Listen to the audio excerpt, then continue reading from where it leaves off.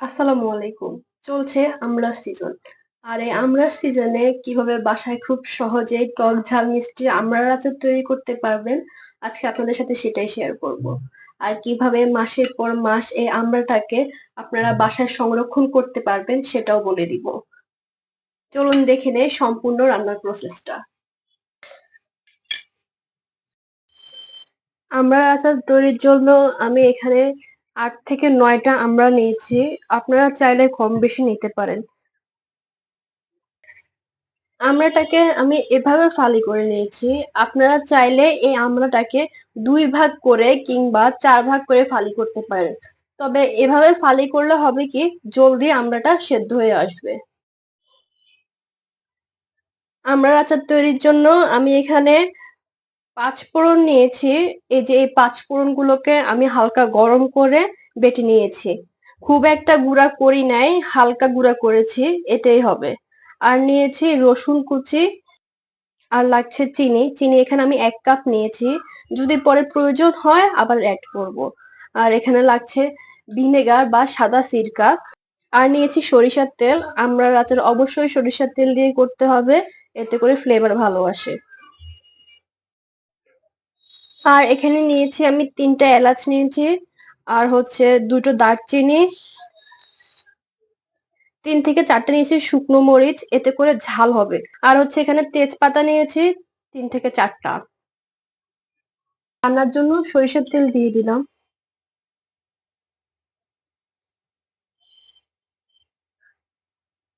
দিয়ে দিচ্ছি রসুন কুচি। আমি এখানে খাঁটি সরিষার তেল ব্যবহার করেছি। আপনার তেলটা যদি খাঁটি সরিষার তেল হয়, এতে দেখবেন যে এভাবে ফেনা ফেনা হয়ে আসবে। তাহলে বুঝবেন যে এটা খাঁটি সরিষার তেল। আর যদি খাঁটি সরিষার তেল না হয়, অন্যান্য রান্নার তেলের মতো এটা ফেনা হবে না। দিয়ে দিচ্ছি শুকনো মশলাগুলো।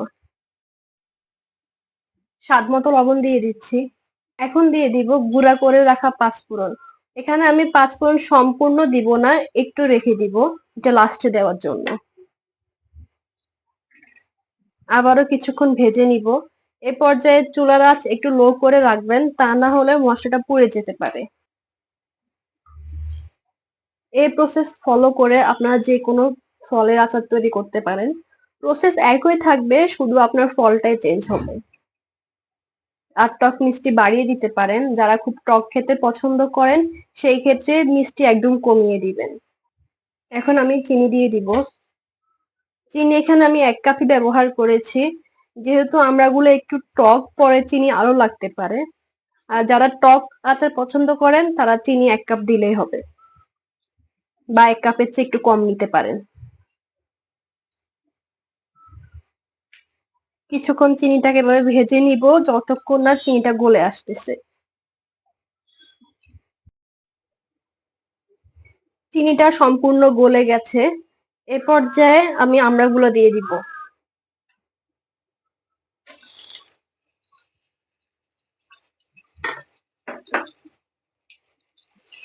আমড়াগুলো দিয়ে কিছুক্ষণ অনবরত নাড়তে থাকবে, এতে করে মশলার সাথে আমড়াগুলো কষে আসবে। চিনিটাও সম্পূর্ণ গলে গেছে, আর আমড়ার কালার গুলো দেখতে পাচ্ছেন একদম চেঞ্জ হয়ে গেছে। এ পর্যায়ে পানি দিয়ে দিব। খুব বেশি পানি দেওয়ার প্রয়োজন নেই, এভাবে আমড়াগুলোকে ডুবো ডুবো করে পানি দিবেন। কারণ আমি আমড়ার সাইজ গুলো একদম ছোট করে নিয়েছি। আর যদি আপনারা আমড়ার সাইজটা একটু বড় করে নেন বা গোটা আমড়া দিয়ে করেন, সেক্ষেত্রে পানি আরেকটু বাড়িয়ে দিবেন। আমি আর বেশি পানি দিব না। আমার আমড়াটা এভাবে সেদ্ধ হবে, একই পানিতে সেদ্ধ হবে, বারবার পানি দেওয়ার প্রয়োজন নেই। এবার ঢেকে দিব। ফিরে এলাম ৪০ মিনিট পর। আমড়াতে থাকা পানিটা অনেকটাই শুকিয়ে গেছে এবং আমড়াগুলো একদম সেদ্ধ হয়ে গেছে। এ পর্যায়ে আমি ভিনেগার দিয়ে দিব। ভিনেগার নিয়েছি এখানে ১ টেবিল চামচ।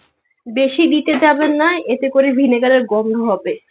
এখন দিয়ে দিব বাটা মশলাটা। এভাবে রান্নার পরে একটু ছড়িয়ে ছিটিয়ে দিলে মশলার ফ্লেভার আসবে, খেতেও ভালো লাগবে। এ পর্যায়ে আর কিছুই দেওয়ার প্রয়োজন নেই, সব উপকরণ দেওয়া শেষ। এখন শুধু চুলা বাড়িয়ে পানিটাকে শুকিয়ে নিব, অনবরত নাড়তে থাকবো। চুলাটাকে একদম বাড়িয়ে দিবেন, এতে করে পানিটা তাড়াতাড়ি শুকিয়ে যাবে। ফিরে এলাম বেশ কিছুক্ষণ পর, আচারটার গায়ে লেগে থাকা পানি একদম শুকিয়ে গেছে।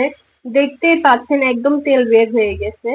আমড়ার আচার তৈরিতে কিংবা যে কোনো আচার তৈরিতে চেষ্টা করবেন আচারে থাকা পানিগুলো একদম শুকিয়ে ফেলতে। তা না হলে আপনার আচারটা নষ্ট হয়ে যেতে পারে। শুকিয়ে একদম তেল বের করে ফেলবেন। আচারটা রেডি হয়ে গেছে, এখন আমি নামিয়ে ঠান্ডা করে ফেলবো। ফিরে এলাম বেশ কিছুক্ষণ পর, আমড়ার আচারটা একদম ঠান্ডা হয়ে গেছে। আমি এটা সংরক্ষণের জন্য এমন একটা কাঁচের বয়াম ব্যবহার করব। আপনারা চেষ্টা করবেন এমনই কাঁচের বয়াম ব্যবহার করতে। প্লাস্টিকের বয়ামে আমড়ার আচার নেওয়া যায় কিন্তু খুব বেশি দিন ভালো থাকে না।